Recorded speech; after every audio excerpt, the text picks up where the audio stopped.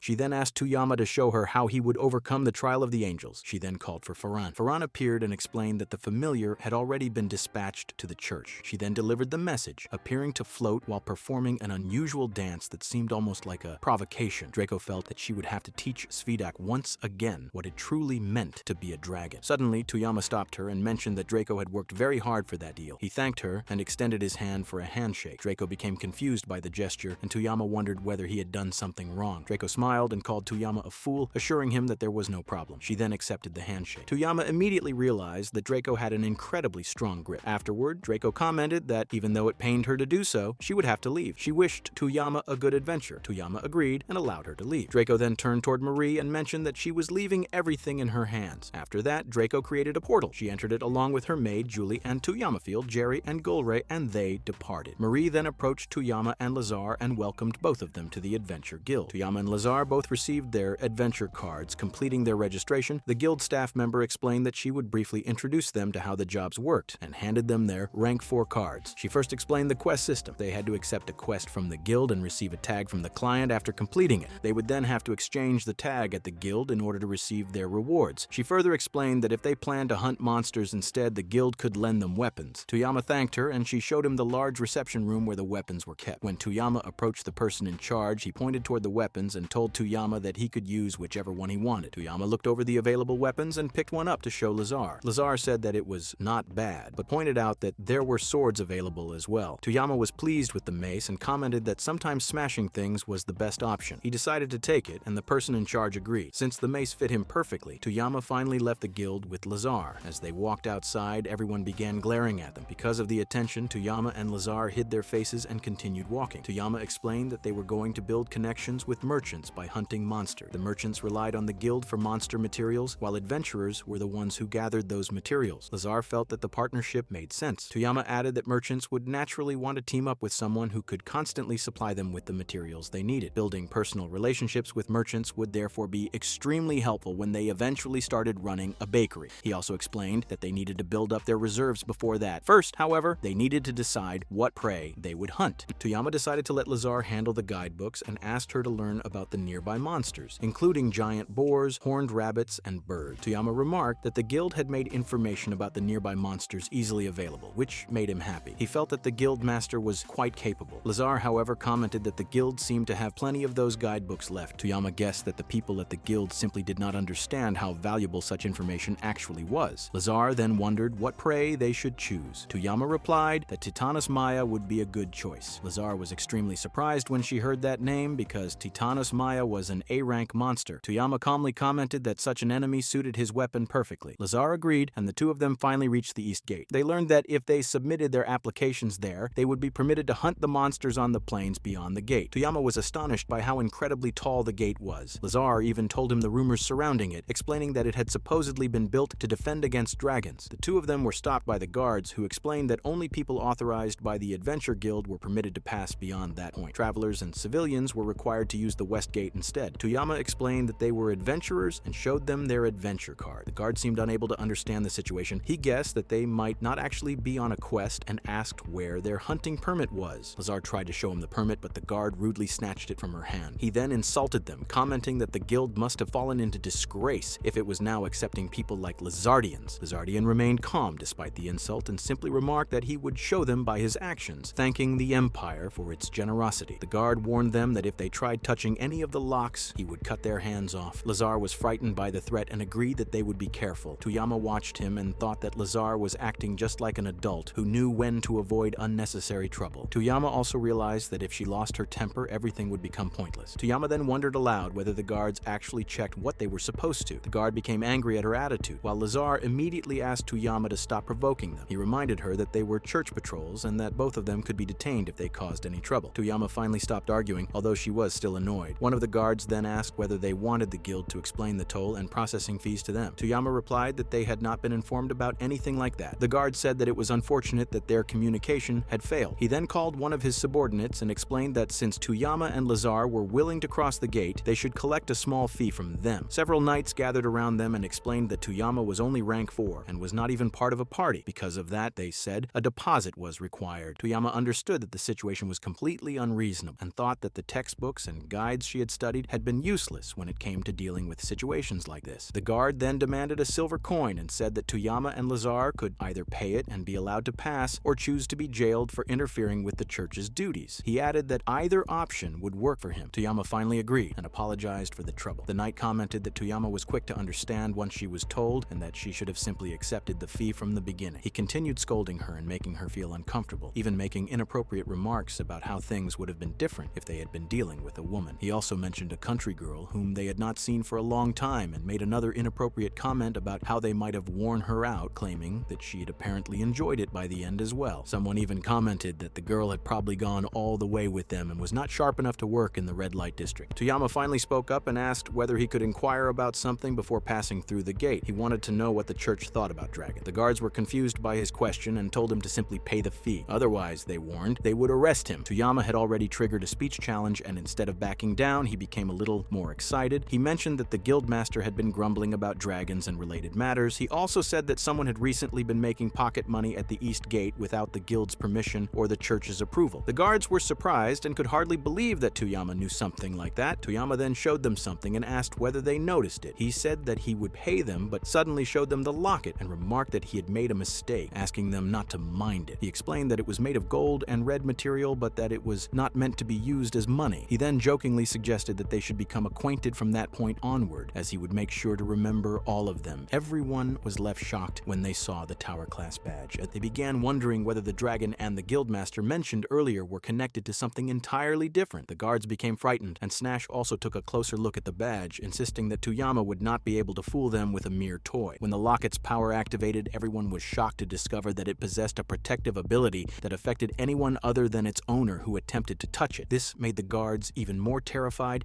as they realized that the adventurous young man who had been reported by the church as someone who rode a dragon was standing right in front of them. They remembered that the person described in the church's report was a black-haired, half-lizardian man. The guards then asked Toyama to remove his head covering. Toyama complied, and they were all stunned when they saw his black hair. Toyama then asked them directly whether they considered him an enemy. He wanted to know whether they were enemies of him, the dragons, and the guild. The gods hesitated, as the Toyama Plain Guild was undergoing a major restructuring and rooting out those who were involved in bribery and corruption. Toyama then took the locket back, while one of the guards wondered whether Toyama really was the Dragon Slayer, and why touching the locket did not seem to harm him. Toyama commented that the guards had been clever enough not to leave any evidence behind. However, he explained that a decoy operation was already underway, using newcomers who possessed considerable strength and had been acknowledged by dragons, although they could still be deceived. Toyama realized that he was not diligent enough to uncover everything and decided that it would be better to avoid unnecessary trouble. He then glanced at the arrows positioned above the guards and continued by saying that he thought the rumors about gatekeepers demanding bribes were probably nothing more than rumors. If that was the case, it would mean less work and a quieter outcome for everyone. Toyama then asked them once again about the toll. The guards hesitated before explaining that all the paperwork had already been completed. They then wished Toyama good hunting and allowed him and Lazar to pass. Toyama and Lazar continued forward, but Lazar was still uneasy. He wondered whether it was really safe to leave, considering that the guards had given them such nasty looks while allowing them through. Toyama told Lazar to take about 10 deep breaths while she adjusted some. After they had moved some distance away from the guards, Toyama released the haze mist and used it to kill all the knights who had been guarding the gate. She then remarked that there was nothing left for them to worry about. Once the knights had been eliminated, Toyama received a notification informing her that none of them had any criminal records in the system and that they should simply return to their work. Finally, Toyama and Lazar reached an open grassland area. Toyama was slightly surprised to see that the area was truly enormous. She also noticed something else. Lazar explained that the roads stretched across the empire from that location and continued onward. However, they did not seem to be completely paved. Lazar explained that the area was quite dangerous, and the authorities probably could not afford to maintain the roads properly. As Toyama looked around, Lazar understood what she was thinking. Toyama complimented the scenery, saying that it was a really beautiful view, and suggested that they should discuss their prey. Lazar agreed and commented that horned rabbits were a solid option because their fur, meat, and even their horns had medicinal value. Toyama suggested that they should warm up first and then make the giant snake their main target. Lazar explained that even seasoned adventurers struggled against such a monster and that the giant snake remained hidden in its den most of the time. Because of that, locating it would be difficult. Toyama became excited at the thought that if they managed to find its den, the giant snake would pair well with the haze blade. Lazar agreed, saying that it would be doable with that mist. Toyama added that they would definitely need the right conditions for their plan to work. Toyama remained quite calm as she commented that if she simply spammed the skill, the backlash would be extremely severe. Therefore, she had to kill the giant snake with a single hit. However, since it was a snake, they would have to get very close to it without being noticed. Lazar agreed. Suddenly, he disappeared, startling Toyama and making her wonder where he had gone. A moment later, Lazar appeared beside her and placed a hand on her shoulder. Toyama became curious about how he had managed to do that. Lazar explained that the ability had been granted to him by one of the angels, Floria the Wicked, and that the skill allowed him to hide within shadows. Toyama then understood that this was how Lazar had managed to rescue the others, including the children they had saved earlier. Lazar revealed that he could easily hide up to 2 adults with the skill, although he had never imagined that it would eventually be used to save people. Just then, both of them sensed a presence nearby. They turned toward the sea and spotted a monster that appeared to be crying. Toyama wondered whether it was afraid of something. They soon noticed that something was chasing the monster. Toyama then realized that the creature pursuing it was the very giant snake they had been discussing, Titanos Maya. At that moment, Toyama received a side quest to defeat Titanos Maya. Toyama guessed that they no longer needed to search for their target. She apologized for interrupting the giant snake's meal, but pointed out that Lazar was now there as its prey. Lazar agreed and began chanting to call upon his power. He invoked Floria, the great kin of the void, asking her to grant him her power and allow the child of sin to dwell within her shadow. Hearing the strange incantation made Toyama feel quite creeped out. Lazar then told Toyama to do as she pleased, assuring her that he was ready to provide backup. Toyama suggested that they begin. Finally, the two of them stood before the giant, one-eyed snake. Toyama confidently announced that it was showtime. With that, she activated the haze blade. At the exact same time, the scene shifted to the Dragon Embassy, where an elderly man noticed a woman approaching and mentioned that he had been waiting for their arrival. The woman was Kanosa, a high-ranking member of the Angel Church, who had arrived alongside the sentenced Svita. Kanosa greeted him and reminded him that they were currently inside the embassy and that the one who had summoned them was none other than the hoarding dragon, Draco. Draco was seated upon a throne. He remarked that they had finally arrived. Kanosa bowed slightly and said that it was truly an honor for them to have been invited by Draco. She understood the reason for their summons, as they had angered a dragon, and at present the only only thing she could do was plead for their lives with everything she had. Kanosa was extremely frightened, as she desperately did not want to die. As Kanosa was about to say something, Draco interrupted her and mentioned a tale he had heard about a lonely and storming angel. Many such tales had been passed down among the dragons, and they were often filled with jealousy, obsession, and similar emotions. Draco explained that this was how the angels had been in the past. To imitate the image of someone whom people worshipped and placed their faith in was truly terrifying. He then asked the sentenced Svidak whether she had anything to say. The Svidak denied having anything to add, which left Kanosa shocked. Kanosa sincerely apologized to Draco and explained that it had all been a misunderstanding. She said that when they had met Tuyama, they had misunderstood the situation because they had entered into a contract with Draco's keeper. Draco became confused and glared at Kanosa. He stated that there had to be a misunderstanding because Tuyama was not her keeper. Tuyama lived however he wanted, and even within his fragile mortal body, all of his desires belonged entirely to him. He intended to fulfill those desires himself. Draco explained that this was why Kanosa was not worthy of calling Tuyama her possession. She had chosen not to keep him as something she owned. Instead, what she truly wanted was for him to stand beside her. Tuyama was someone who lived freely, guided by his own inner desires, and that was what made him her friend. However, they had defiled him. Because of that, Draco declared that he would not allow anyone except himself to interfere with Tuyama's path, even if he had to restrain himself. He warned them not to dare interfere with Tuyama with their filthy collars and asked whether they truly wished to anger him further. At that moment, Kanosa was on her knees. She could not say anything and could only make a frightened expression. Draco told her not to make such a face. The matter had greatly displeased him, but he had no intention of destroying the entire angel church because of it. He then turned his attention toward the Svidak and asked whether she had been the one who had placed the shackles upon Draco's friend. He also questioned whether the people involved were merely money grubbers who had ended up getting themselves beheaded. Kanosa realized that something like this had been bound to happen. Dragons enjoyed forcing humans to make difficult choices, regardless of how cruel those choices might be. Just then, the Svidak stood up and accused Draco of making Kanosa cry. Kanosa became angry at hearing this, but before she could say anything, the old man struck her and knocked her to the ground. He reprimanded her for speaking without permission and asked whether she wished to die. He also questioned how a mere saint could possibly think that she had the right to stand beside a dragon. The old man then turned toward Draco and asked how he intended to proceed. Draco replied that the Svidak had surpassed the ordinary, but that was all. She was still unworthy of standing alongside a dragon. Because of her arrogance, Draco threw a sword onto the ground near them and ordered them to atone with their lives. Kanosa could hardly understand what was happening. The Svidak then told Kanosa to follow the dragon's order and hurry to pick up the sword. She ordered Kanosa to use it to kill her. Kanosa felt that there was no other choice left. The Svidak apologized, saying that she would not be able to fulfill Kanosa's dream. The two of them then moved toward each other, both thinking of the other as their beloved friend. Kanosa picked up the sword and spoke of the trial they had been given. She described it as the trial of a proud maiden who stood between the human and dragon realms. She further explained that it was the trial of someone who had drawn the attention of the dragon slayer. Draco became furious upon hearing those words. He wondered whether they truly presumed to measure Tuyama's worth and whether they even believed they had the right to touch what belonged to him. Kanosa acknowledged that Draco was right. She begged for his forgiveness and admitted that they had all been driven by their love for him, causing them to act foolishly. Their love had been weak and ignorant, just like that of ordinary humans. Draco thought about it for a moment before telling Kanosa to continue. Kanosa further explained that just as Draco had focused his attention on Tuyama, the others had also devoted their hearts to Draco. She continued speaking, comparing them to weak humans who had become completely fascinated by him. Draco understood that Kanosa did not seem to be lying. Kanosa explained that their actions had been driven by jealousy. They had envied the dragon slayer who had monopolized Draco's attention. Draco's focus was no longer on the Empire, but entirely on Tuyama, and because of that, they had acted foolishly. They had believed that if they praised the dragon slayer, Draco might eventually turn his attention back toward them. Kanosa admitted that they had been satisfied with even that small possibility. Draco had graciously declared that the head of the saintess would be enough to earn his forgiveness. However, Kanosa felt that this was not sufficient and asked Draco to burn her alongside the Svidak as well. The Svidak was shocked by Kanosa's words, but Kanosa glared at her, silently telling her to remain quiet. Kanosa continued, saying that even if their actions had been driven by hostility toward Draco, they had still hoped to have even a brief moment in which they could monopolize his attention. Draco became furious upon hearing this. He could not understand how they could have continued trying to draw his attention, even after knowing that doing so would only anger him further. Kanosa accepted everything without protest. She understood that Draco's anger was something they could scarcely endure, and if provoking that anger was truly what they desired, then they would have to accept the consequences. The Svidak looked toward Kanosa. Suddenly, Kanosa commented that the Dragon Slayer was not particularly impressive after all. She pointed out that 50 platinum coins would take an ordinary person an entire lifetime to gather. Yet the Dungeon Dragon Slayer was a man who had not even transcended humanity, and despite remaining human, he had managed to slay a dragon. Kanosa wondered how Draco could believe in someone who lacked even the ability ability to gather 50 platinum coins. She then asked the Svidak to form a contract with the Dragon Slayer because she considered him precious. Kanosa explained that the way Toyama had faced death and gently bid farewell to someone had reminded them of Bai Xiaoki. That was why she wanted the Svidak to help Toyama and form a contract with him, so there would be no debt between them. She described it as an act of valuing and repaying what was owed. Kanosa further explained that this was all an expression of their love. The Angel Church acknowledged the Dragon Slayer's power and wished to witness his future and the way he chose to live. They would affirm and support him in everything. Kanosa said that it would be an honor for Toyama to live as though he were protected by a dragon. If Draco was willing to protect him, even if it meant that those who had drawn Draco's attention had to perish, they would have no regrets. Their lives belonged to Draco to use as she wished, and they only hoped that the Dragon Slayer, who lived under the protection of a dragon, would be blessed with an abundant life. Draco thought about her words and then asked Bernal, the old man, what he thought about the situation. Bernal formally replied that it would amount to Draco's complete defeat. If she executed them, it would only prove that Kanosa's words had been correct. Kanosa listened intently to the discussion while Draco wondered whether Toyama was now under her protection. Bernal agreed that this would indeed be the case. He explained that it would also imply that Draco did not trust the strength of her own friend. Furthermore, the others would be remembered as people who had drawn the attention of a dragon and perished because of their love for it. Finally, Draco changed her mind. She declared that the way they would atone for their offense against her Dragon Slayer would not be through their deaths. Instead, they would have to atone by another means, and they would have to accept whatever consequences Draco decided upon. Draco then mentioned one condition. She explained that Toyama would inevitably bring chaos to the city and perhaps even the country, and the Angel Church would be responsible for dealing with everything that followed. Kanosa did not understand what Draco meant by the chaos. Draco explained that Toyama was an anomaly whose presence could send ripples across the lake, break things that had once been complete, and set in motion things that had remained stagnant. She had already considered many possibilities and admitted that she hated how much Toyama interfered with everything. Even so, Draco wanted to support him. Therefore, she declared that Toyama's position as an adventurer would be placed under the protection of the Angel Church. There would be no need to make this arrangement public, but as long as the contract remained in effect, the Angel Church would be responsible for watching over him. With that, Draco declared that the matter was completely forgiven. Deep down, Kanosa was extremely happy that they had managed to survive, but she carefully concealed her excitement and happiness from her expression. She thanked Draco for her generous words. Kanosa also wondered whether it was really such a big issue, as the Angel Church should be capable of handling whatever trouble Toyama caused and dealing with all the resulting commotion. Just then, a portal opened beside Draco. A messenger appeared and reported that Toyama had already encountered some trouble. Draco wondered whether another money grubber had caused the problem. She then decided to leave the matter in Kanosa's hand. Kanosa was extremely surprised that she had been given such a responsibility and wondered how she was supposed to deal with it so quickly. The scene shifted to Toyama, who was standing before the giant snake preparing to battle it alongside Lazar. Lazar finally dragged the snake into his shadow and attempted to capture it. Toyama was genuinely surprised by how brutal Lazar's skill was. In the end, Toyama used the haze blade to defeat the snake. Toyama commented that the snake had really been enormous. Lazar had never expected them to be able to defeat it so easily. Toyama looked at its eye and guessed that it could be sold for a very high price. Lazar became excited as well, realizing that the other parts of the snake could also be sold for a considerable amount of money. They then wondered what they should do next and decided that they needed to split up. One of them would stay behind to guard the snake's remains, while the other went to find a cart or carriage to transport them. All of a sudden, they heard several adventurers approaching from behind. They mentioned that they had been looking for Toyama and Lazar. Toyama became confused and wondered what they wanted from them. One of the adventurers told Toyama not to be so tense. He then looked toward Titanoff and Maya and spoke to Toyama in a friendly manner. He mentioned that even A-rank adventurers would have struggled to battle such a monster. Toyama, however, simply pushed him back and told him to leave. Toyama asked them to stay away from them because they were already leaving. The adventurer wondered whether Toyama was a newcomer and remarked that Toyama should at least show some respect to their senior. Toyama replied that it was already too late for that, as the adventurers had already revealed that they lacked even the slightest sense of dignity. The man then asked whether Toyama understood the situation. He warned that Toyama and Lazar should simply leave the prey behind if they did not want to get hurt. He added that it would serve as a good learning experience because life was not easy and they should learn to listen to their seniors. A female adventurer also approached them and wished Toyama and Lazar better luck next time. She smugly mentioned that sneaking toward the guards would not help them because the guards were on their side. She also warned them that calling for help would be useless because they had already checked the surroundings. Toyama remained relaxed and asked Lazar whether he had heard what they had said. Lazar agreed and said that everything worked in their favor, as dealing with the adventurers would make things much easier. While they were standing there, Toyama suddenly pointed toward the back of the female archer and ordered Lazar to take her down. In an instant, Lazar defeated the other female adventurer as well, leaving only the leader standing. Toyama and Lazar then examined the bow and arrows that the adventurers had been carrying. Toyama tried to use the bow against the remaining adventurer. Although Toyama initially aimed at his stomach, The arrow ended up striking his leg instead. Toyama also realized that the bow was much harder to use than it had appeared. The remaining adventurer became furious and demanded to know what Toyama and Lazar thought they were doing. He angrily pointed out that they had not even touched Toyama and Lazar yet. Toyama agreed that they had not attacked them first, but remarked that it did not matter whether the adventurers were male or female. Toyama had no intention of showing them mercy. Lazar then wondered what they should do with the adventurers. Toyama felt that these adventurers probably carried out such acts frequently and that allowing them to escape would only result in trouble later. Toyama concluded that the safest option was to eliminate all of them.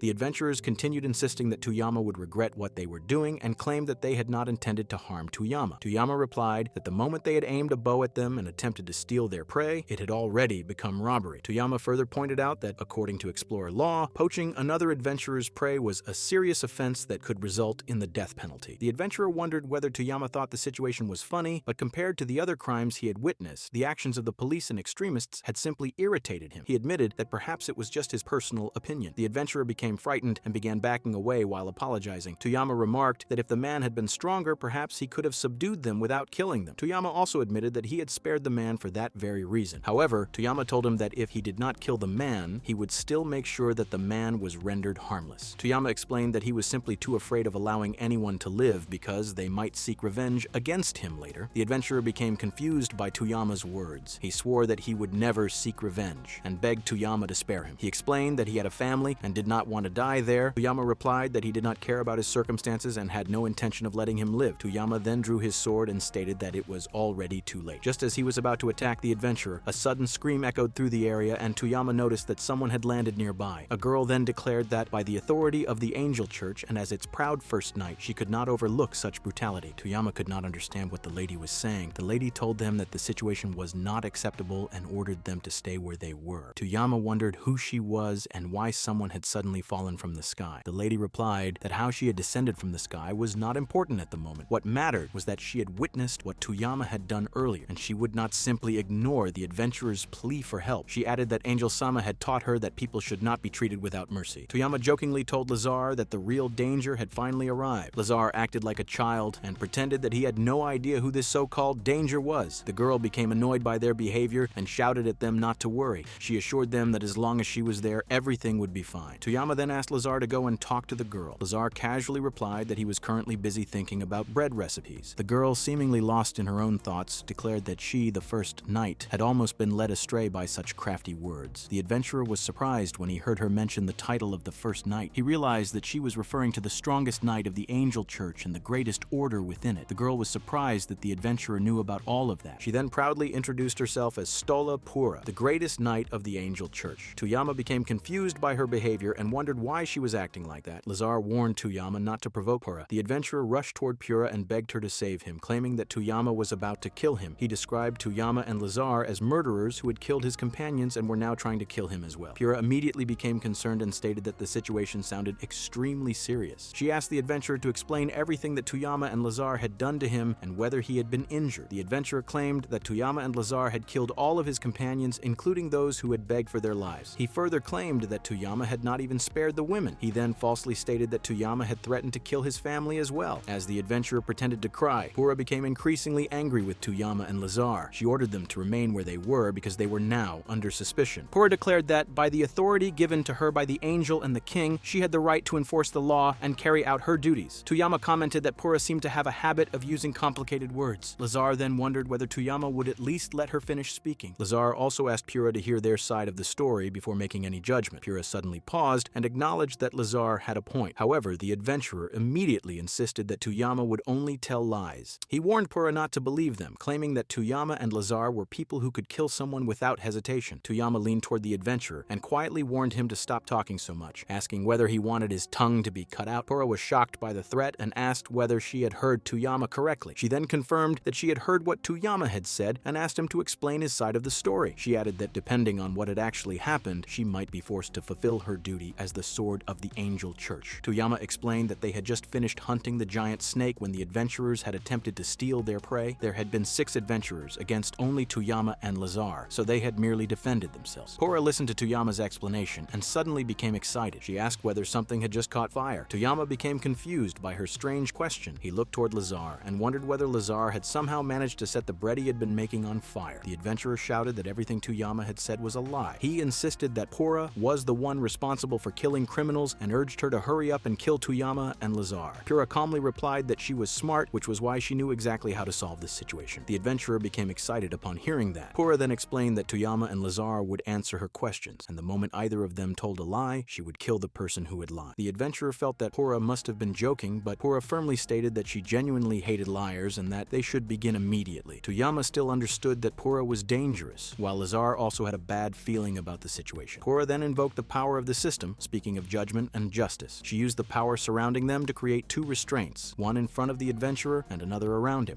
Pura ordered him to speak the truth when she asked her question. She then asked whether he had attempted to steal Tuyama and Lazar's prey and whether he had been struck down because of that. The adventurer tried to deny it. Pura warned him that refusing to answer the question would be treated as a lie. She then asked him whether he was evil. The adventurer hesitated before finally denying that he was evil. Suddenly, the restraints around him tightened, and he was struck by excruciating pain. He cried out as his body became extremely heavy. Pura calmly concluded that he was indeed the guilty one and that he deserved to die. She expressed disappointment that he had chosen to lie. She then said goodbye to the adventurer, declaring him a liar before carrying out his punishment. After that, Pura turned toward Tuyama and Lazar with a charming smile and assured them that they did not need to worry. She explained that they now knew who the liar was, while Tuyama and Lazar had been proven innocent. According to Empire law, they had been fully within their rights to defend themselves against criminals who had attempted to steal their prey during the hunt. Pura then apologized for taking up their time and said that she would be leaving because she was busy searching for someone. Just then, she noticed Titanov and Maya, which left her surprised. She remarked that they were certainly the kind of prey that people would be tempted to steal. Tuyama then asked whether they could simply leave. Someone reminded him that Pura was one of the proud knights of the Angel Church and that the light of the angels dwelled within her blade and tongue. Pura thanked them for the compliment and remarked that they seemed to know quite a lot about angels. Tuyama commented that Pura certainly seemed well suited to the role of an Angel Church knight. Pura then wished them a good hunt and prepared to leave. However, she suddenly turned around and wondered whether she could ask them to wait a little longer. Tuyama and Lazar realized that Pura was calling them back. Pura politely asked them to spare her a little more of their time. Tuyama replied that they could not stay any longer. Lazar, however, remarked that Tuyama still seemed to have quite a lot of courage left. Pura then explained that she was searching for a certain person. She revealed that the person was the culprit behind the mass murder that had occurred in the slums a few days earlier and was also responsible for killing the gate guards at the East Gate. Tuyama and Lazar looked at each other after hearing this. Pura then activated her justice skill. She assured them that there was no need to be frightened and that everything would be fine. She explained that she would not take much of their time and that they only needed to answer her questions honestly. Tuyama became confused, wondering what the whole event was about. Pura called upon the system and explained that since they were adventurers, they should know about the skill that had been granted to the chosen ones and transformed by Angel Sama's miracle into the ultimate form of their talent. She then explained that in the name of justice, as the vice knight of the Angel Church, she had to question them about the mass murder that had occurred in the slums and the killing of the guards. As for her colleague, who had been beloved by the god of death, those killings had apparently been carried out with complete resolve and conviction. The person responsible was accustomed to murder and did not even waver when people died right in front of him. According to Pura, Tuyama seemed to be the kind of person who would not falter even at the sight of death. Tuyama began to wonder whether she suspected him. Pura admitted that she did. Even though Tuyama and the others were only third-rate adventurers, Tuyama had defeated 6 adventurers without suffering any injury. What was even more suspicious was the fact that he had finished them off without showing the slightest hesitation. For that reason, she found Tuyama particularly interesting. Tuyama understood that he was now facing the consequences of all the trouble he had caused since the previous day. He also began wondering about the so-called Servant of Death and what exactly it was. Tuyama recalled that there had been no cameras or surveillance systems in the area. That was why he had assumed that eliminating the witnesses would be enough. However, things were becoming even more complicated. He did not know exactly how Pura's ability worked, but she seemed capable of detecting whether someone was lying. Tuyama understood that the same thing could happen to others as well and began wondering about it. Pura noticed that Tuyama looked extremely pale and asked what was wrong. She assured him that he did not need to worry and only had to answer her questions truthfully. She then activated her grace, the Sword of Judgment, and placed Tuyama at the point of sacrifice, asking whether he was able to answer her questions. The system then interfered. Pura declared that under the banner of justice, Tuyama would have to reveal the truth about whether he had killed anyone since coming to the city. Tuyama was about to answer when he received a notification informing him that the justice interrogation had begun. The skill could perceive whether a person's response was truthful, although it could not determine what had actually happened. In other words, it could only judge the truthfulness of a response. Tuyama understood how the ability worked. Pura then asked him to give his answer, warning him that if he remained silent, she would also consider his silence to be a lie. Tuyama activated Happy Meal Brain, and the skill responded to the justice interrogation by ensuring that he would answer truthfully. Finally, Tuyama was able to speak. speak. He stated that he had not killed any humans in the city. He recalled that the first thing he had killed had been inside the tower. After that, he had killed a dragon, and everything else he had exterminated had merely been vermin and pests. Pura was surprised to discover that Toyama had not lied. Realizing that she had completely misjudged him, Pura became embarrassed and immediately apologized. She admitted that she had suspected Toyama of being involved with the criminals, but it now appeared that he had nothing to do with the incident at all. She then wondered whether Toyama had been hurt by her action. Toyama assured her that he was not hurt. Lazar also commented that Toyama seemed perfectly fine. Toyama felt somewhat relieved and happy that Pura had finally come to trust them. He thought that they should probably leave and continue on their way. Lazar then respectfully told Pura that, with all due respect, they would take their leave. However, Pura continued apologizing, admitting that she had become too emotional and had completely interrupted their hunt. Toyama and Lazar tried to reassure her, telling her not to worry about it so much and assuring her that she had nothing to be concerned about. Pura further added that if it became known that she had inconvenienced good imperial citizens and capable adventurers, it would bring shame upon the order. She was certain that Claydia would scold her for it as well. Feeling responsible for what had happened, Tura decided to make up for the inconvenience by personally carrying their luggage. Toyama was surprised by her offer and hesitated for a moment. However, Tura told him not to worry about it and insisted on helping them. Toyama eventually handed the luggage over to her. Tura then used her hand to create a small tornado, which wrapped around the giant snake and lifted it effortlessly. She controlled the swirling wind with ease and carried the enormous creature as though it weighed almost nothing. She then suggested that they return to the town. While they were on their way back, Pura seemed excited about carrying the giant snake and commented that it really had been a lovely day. Toyama understood that Pura was probably planning to accompany them all the way back to the city, so he realized that he had to find a way to get her away from them. She seemed extremely happy because it had been the perfect day for a hunt. Toyama thought that he would have to somehow get on her bad side if he wanted her to leave them alone. Pura then called out to them and wondered whether they had really become adventurers on that very day. She commented that adventurers who risked their lives in order to make a living were truly admirable. Lazar wondered whether Pura had any interest in becoming an adventurer. Pura denied it, explaining that she was a knight of the church, so it would not be appropriate for her to pursue such a lifestyle. Toyama became worried and asked Lazar what he had been thinking. Lazar replied that he had simply been asking because the situation had made him curious. However, he also pointed out that Toyama was being rather loud. Pura then looked toward both of them and commented that they seemed very close. She added that she hoped they would always remain that way. Toyama and Lazar felt that there was something strange about her comment, but they thanked her nonetheless. Pura then continued speaking and mentioned that their closeness reminded her of the rumors surrounding a certain dragon slayer. Her words immediately hit too close to home. She asked whether they had heard about the canary who had recently slain a dragon. Lazar quietly whispered into Toyama's ear and asked what they should do now. Toyama told him to calm down and said that he would try to steer the conversation in another direction. He also told Lazar to watch and learn from his communication skills. Toyama then approached Pura and commented that he had heard about the dragon slayer. He asked whether she was particularly curious about them. Pura agreed and explained that for knights like them, a dragon slayer represented the highest possible existence. She said that it was incredibly exciting to hear about a human who had managed to slay a dragon. Toyama became curious and wondered whether dragons were really considered such rare and special creatures even in this world. Pura agreed and explained that their admiration for dragons was extremely profound. She said that challenging such a great and higher being was considered the highest honor for them. She further explained that if someone could even wound one of a dragon's 7 lives, it meant that the person had reached a level of power capable of leaving their mark upon the world. According to Pura, it represented the ultimate expression of faith and the engraving of Angol-sama's glory upon the world. Toyama became even more curious upon hearing that. He wondered whether dragons were truly treated with such reverence even in this world. Pura explained that this was precisely why she was so interested in the dragon slayer. She admitted that, if fate allowed it, she would genuinely like to fight the dragon slayer to the death someday. Lazar looked toward Toyama, seemingly wondering whether this was the result of Toyama's supposedly impressive communication skills. Toyama felt sorry about the situation and thought that his plan had clearly not worked out as intended. After some time, they finally reached the East Gate. Pura commented that the journey had almost made her feel as though she had become an adventurer herself and that she had found it incredibly fun. Toyama then asked why she had not simply become an adventurer. Lazar looked toward Toyama in surprise. Pura explained that the answer was not particularly complicated. She said that she had been born to become a knight, and everyone simply followed the destiny that had been given to them by the angels. According to her, there was nothing more complicated than that. Toyama thanked her for sharing such a valuable story. Pura denied that it was anything special and admitted that, if she was being honest, she had always been slightly interested in the adventurer lifestyle. Seeing Toyama and Lazar that day had made her somewhat excited, and she had begun wondering whether such a life might actually be fun, or whether she was merely imagining it. As they approached the gate, Pura commented that they were only a short distance away from reaching it. Lazar then reminded Toyama about the question he had asked earlier. Toyama replied that this was exactly what he had been trying to accomplish. He then remembered a girl from his past civilized world and thought that he had to restrain himself from becoming too involved in the situation. Toyama commented that there were always people who limited themselves because of their own choices. Pura suddenly became excited and challenged them to a race to the east gate. Without waiting for their response, she rushed forward toward the gate. Lazar was surprised when he realized that they had already been left behind. Toyama simply explained that it was because Pura was extremely fast. Finally, they entered the city, where the people were astonished to see the Titan of Maya and wonder. They had not seen such a creature taken down in ages. They also noticed the crest of a church knight and were surprised to see that the two people following the knight were not knights at all, but adventurers. The people began wondering why a church knight was carrying the luggage of adventurers and who this young man was to have a knight carry his belongings. Somehow, one of the men felt that the black-haired boy and the Lizardian looked strangely familiar. Meanwhile, Pura was delighted that she had won the race and seemed extremely happy about it. Toyama, however, felt as though he were trapped inside a terrible nightmare. Just then, Claudia came calling for Pura. Pura became happy upon seeing her and wanted to greet her, but Claudia immediately grabbed Pura by the cheeks and called her an idiot. She reminded Pura that she had said she would find the culprit and then asked why she had suddenly run off. Pura tried to calm her down and apologized. Before she could properly explain herself, Claudia told her to stop acting on her own. She explained that she had finally tracked down the thief and was now pursuing the murderer who had killed the crow. Pura became confused by what Claudia was saying. Claudia then noticed the strange situation and asked what was going on. Pura explained that a lot had happened while she had been with the adventurers and apologized again for causing them trouble. However, Claudia suddenly sensed something strange coming from Toyama. She directly asked why Pura was with them. Pura apologized and explained that she had misunderstood the situation, which was why she had ended up accompanying them. Claudia, however, began acting strangely. She pointed toward Toyama and declared that he was the crow killer they had been searching for. She also accused him of being the criminal who had slaughtered the gate guards. She then wondered what kind of life someone had to live to become a person like that. Toyama began releasing an extremely frightening aura and scent. Claudia immediately sensed it and felt as though she were standing in the presence of death itself. The overwhelming sensation made her realize that it was not merely an aura. Toyama was dead, yet somehow he was still standing there alive. Claudia could not understand what was happening. She knew that Toyama was apparently alive, which only made her more confused. She began wondering whether he was even human. Inside, Toyama himself remained completely confused by the situation. Claudia then wondered about the public archer and the white mist, trying to connect everything she had discovered. Suddenly, she felt something incredibly furry nearby, which frightened her even more. Before she could properly react, Pura suddenly leapt forward and struck toward Toyama. She exclaimed that the situation was really bad and referred to Toyama as the black-haired boy. As Pura moved to strike Toyama, he managed to block her attack. He then told Lazar to get out of there and assured him that they would meet again later. Lazar asked Toyama not to die before trying to escape. However, when Lazar attempted to run away, Claudia ordered Pura to leave Lazar to her. The sight left the surrounding people shocked. They could hardly believe that adventurers were fighting against the knights. The situation appeared to be extremely dangerous, and people began fleeing the area because they did not want to get caught in the battle and injured. Toyama still could not understand why Pura was attacking him. Pura called Toyama too slow and activated the justice system execution, intending to execute him by hanging. She restrained Toyama and tied him up. Suddenly, Toyama found himself in a strange and unfamiliar place. There, he learned about a deadly quest involving execution by hanging. It was an extremely dangerous quest, and failure would certainly result in his death. Toyama could not understand why he had been brought into such a situation or what he was supposed to do. As he remained there, he suddenly found himself returning to the memories of his younger days. He remembered being told to cleanse his sins and atone for them. Young Toyama considered everything meaningless. He felt worthless and terribly lonely. He eventually tried to move upstairs, thinking that if everyone was going to hate him no matter what he did, then there was little reason for him to continue trying. It said that his eyes were frightening and that his expression made him look as though he were mocking adults. Young Toyama felt that everything was meaningless. However, just as he was about to continue, Pura suddenly appeared before him and stopped him. She asked him not to go any further. Young Toyama did not remember her, but Pura told him that he was wrong. She admitted that there was something different about this situation, although she herself was not certain whether she was correct. Nevertheless, she said that she had to carry out justice. Suddenly, an attack was launched toward Pura.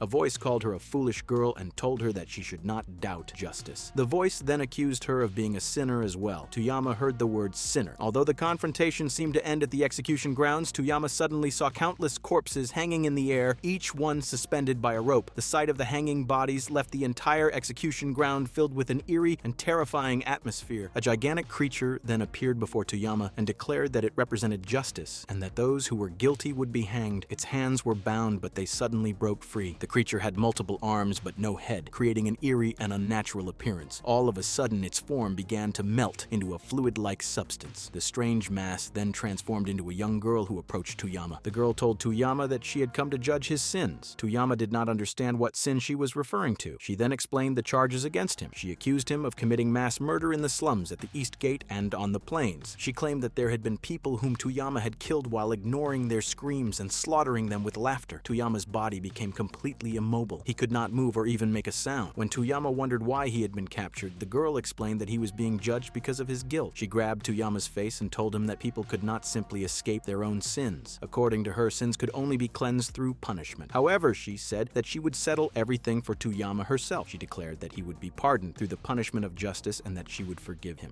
She then showed him a rope and explained that his sins would be cleansed once he willingly accepted his punishment. She said that he would have to experience the same suffering that the people he had supposedly harmed had endured. The girl described Toyama as a blank slate and told him that he only needed to obey her like a pure and innocent child.